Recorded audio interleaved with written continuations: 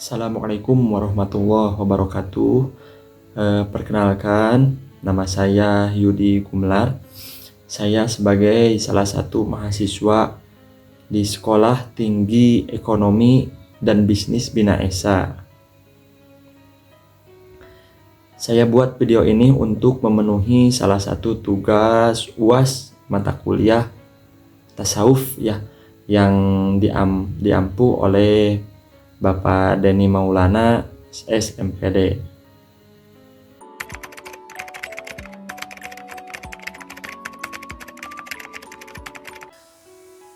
Wahdat al-wujud adalah konsep tasawuf yang menyatakan bahwa hanya ada satu wujud yang benar-benar ada, yaitu Allah Subhanahu wa Ta'ala. Segala sesuatu yang ada di alam semesta ini adalah manifestasi dari Allah Subhanahu wa Ta'ala. Wahdatul wujud adalah konsep teologis yang menyatakan bahwa hanya ada satu realitas yang mendasar, yaitu Allah Subhanahu wa Ta'ala. Konsep ini diajarkan oleh beberapa sufi, diantaranya Ibnu Arabi dan Al-Halaj. Namun perlu diingat bahwa konsep wahdat al-wujud juga memiliki beberapa kontroversi. Beberapa orang berpendapat bahwa konsep ini dapat menjerumuskan manusia ke dalam kesyirikan karena seolah-olah menyamakan Allah Subhanahu wa Ta'ala dengan makhluk ciptaannya. Nah, pendapat saya tentang wahdatul wujud adalah bahwa konsep ini memiliki beberapa poin positif dan juga poin negatif. Poin positifnya, yang pertama, wahdatul wujud dapat membantu kita untuk lebih dekat dengan Allah Subhanahu wa Ta'ala dengan menyadari bahwa Dia adalah satu-satunya realitas yang ada. Kemudian poin positif yang kedua, konsep ini dapat membantu kita untuk lebih memahami hubungan antara manusia dengan Allah Subhanahu wa Ta'ala. Poin yang ketiga, wahdatul wujud dapat membantu kita untuk lebih toleran terhadap orang lain karena kita menyadari bahwa semua orang adalah bagian dari realitas yang sama. Kemudian selanjutnya poin negatif. Poin pertamanya, wahdatul wujud dapat disalahartikan sebagai panteisme, yaitu keyakinan bahwa Allah Subhanahu wa Ta'ala adalah sama dengan alam semesta ini atau sama dengan ciptaannya. Kemudian poin negatif yang kedua, konsep ini dapat digunakan untuk membenarkan tindakan yang tidak etis dengan alasan bahwa semua orang adalah bagian dari Allah Subhanahu wa Ta'ala. Kemudian yang terakhir, wahdatul wujud dapat membingungkan bagi orang yang tidak memiliki pemahaman yang mendalam tentang Islam. Nah, oleh karena itu penting untuk mempelajari konsep wahdatul wujud dengan seksama dan dari sumber yang terpercaya juga.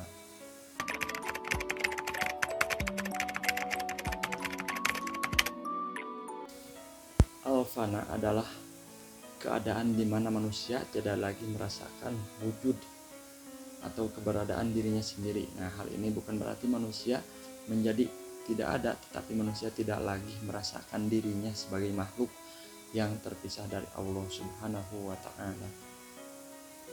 Kemudian al-baqa adalah keadaan di mana manusia merasakan wujud atau merasakan keberadaan Allah Subhanahu wa Ta'ala secara terus-menerus.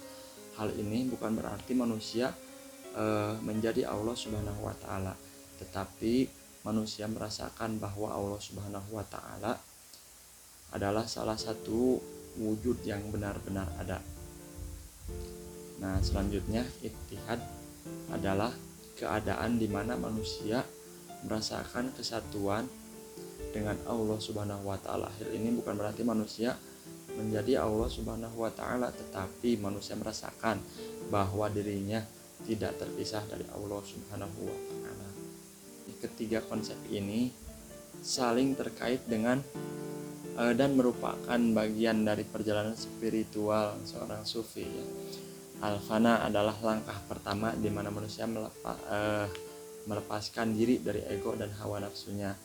Kemudian al-baqa adalah langkah selanjutnya di mana manusia merasakan kehadiran Allah Subhanahu wa taala secara terus-menerus.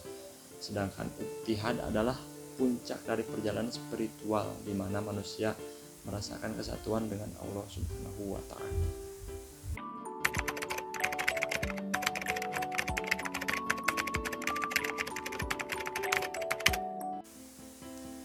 Nah, ungkapan ini berasal dari Ibnu Arabi yang berarti aku adalah rahasia Allah Subhanahu wa taala. Allah Subhanahu wa taala bukanlah aku, tapi aku adalah hakikat Allah Subhanahu wa taala. Jadi, bedakanlah antara aku dan Allah. Nah, gitu. Nah, ungkapan ini dapat diimplementasikan ya dalam beberapa cara. Salah satu implementasi adalah bahwa Ibnu Arabi sedang menyatakan bahwa dia adalah perwujudan dari hakikat Allah Subhanahu wa taala. Interpretasi lain adalah bahwa Ibnu Arabi sedang menyatakan bahwa dia memiliki hubungan yang sangat dekat dengan Allah Subhanahu wa taala. Ungkapan ini adalah sebuah pernyataan tentang kesatuan wahdatul wujud. Nah, ungkapan ini dapat diartikan sebagai berikut. Yang pertama, aku adalah rahasia Allah Subhanahu wa taala. Hal ini berarti bahwa manusia adalah makhluk yang diciptakan oleh Allah Subhanahu wa taala dan memiliki potensi untuk mengetahui rahasia-rahasia Allah Subhanahu wa taala. Kemudian yang kedua, Allah Subhanahu wa taala bukanlah aku dan aku bukanlah Allah Subhanahu wa taala. Hal ini dapat menegaskan bahwa manusia bukanlah Allah dan Allah Subhanahu wa taala bukan manusia. Kemudian yang ketiga, tetapi aku adalah kebenaran. Hal ini berarti bahwa manusia memiliki potensi untuk mencapai hakikat kebenaran, yaitu Allah Subhanahu wa taala. Argumentasi saya tentang ungkapan ini adalah bahwa ungkapan ini sejalan dengan konsep wahdatul wujud. Ungkapan ini menegaskan bahwa hanya ada satu wujud yang benar-benar ada, yaitu Allah Subhanahu wa taala. Segala sesuatu yang ada di alam semesta ini adalah manifestasi dari Allah Subhanahu wa taala, termasuk manusia sebagai ciptaan.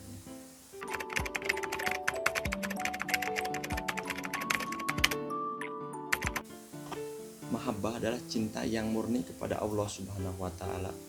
Ada beberapa alat atau cara yang dapat kita gunakan untuk mencapai mahabbahnya Allah Subhanahu wa taala, yaitu yang pertama dengan cara zikir adalah mengingat Allah Subhanahu wa taala dengan cara menyebut nama-namanya, membaca ayat-ayat Al-Qur'an dan melakukan doa-doa. Kemudian cara yang kedua adalah dengan doa. Doa itu adalah memohon kepada Allah Subhanahu wa taala dengan penuh kerendahan hati.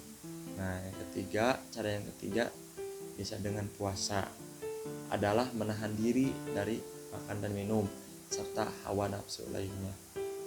Kemudian cara yang keempat bisa dengan sedekah, adalah memberikan sebagian harta kepada orang lain yang membutuhkan. Kemudian yang terakhir dengan cara sholat. Sholat adalah ibadah yang dilakukan dengan gerakan dan bacaan yang tertentu.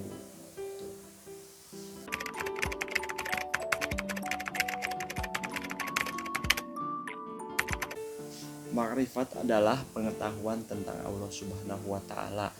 Dalam pandangan Al-Qur'an dan hadis, makrifat adalah tingkatan pengetahuan yang tertinggi. Makrifat tidak hanya memperoleh melalui akal, tetapi juga melalui hati.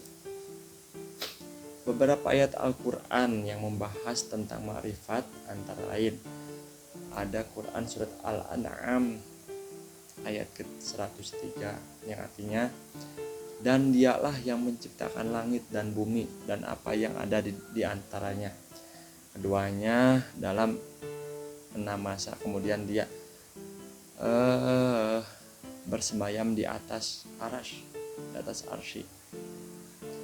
Dia mengetahui apa yang di langit dan dia mengetahui juga apa yang ada di bumi dan apa yang ada di antara keduanya dan apa yang di bawah tanah, dan dialah yang maha mengetahui lagi maha melihat.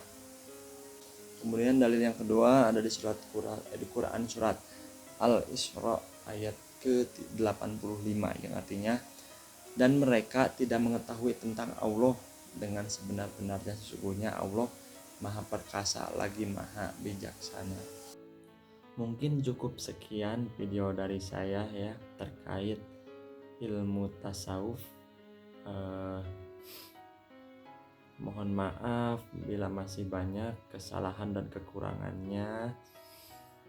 Kemudian saya ucapkan terima kasih kepada Bapak Denny yang telah membimbing saya ya selama 1 semester ini. Akhirul kalam, wassalamualaikum warahmatullahi wabarakatuh.